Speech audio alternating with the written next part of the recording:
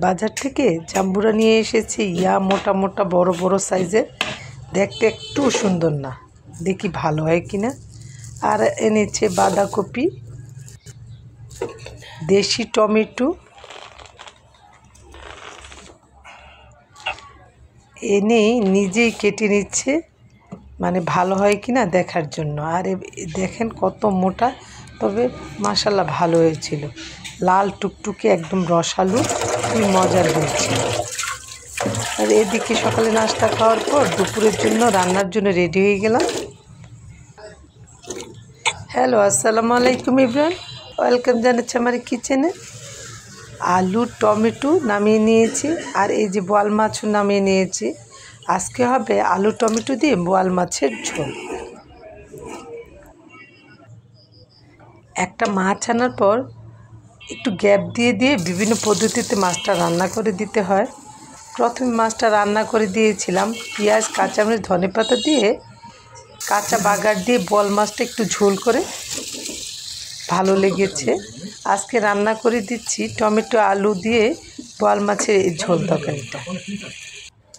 আমার পতির বোয়াল মাছ খুবই পছন্দের একটা খাবার।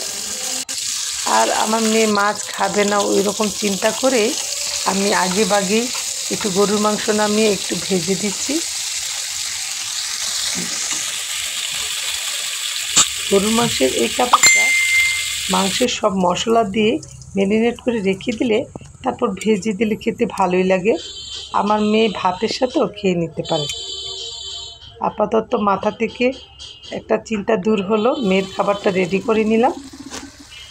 আর এদিকে বোয়াল মাছগুলি মশলায় ভালোভাবে কষিয়ে নিয়েছি। তারপর কষানো মশলার উপর আলুগুলি দিয়ে একটু পানি দিয়ে নেড়ে চেড়ে মশলার সাথে মিশিয়ে ঢেকে ভালোভাবে আলুগুলো কষিয়ে নিয়েছি।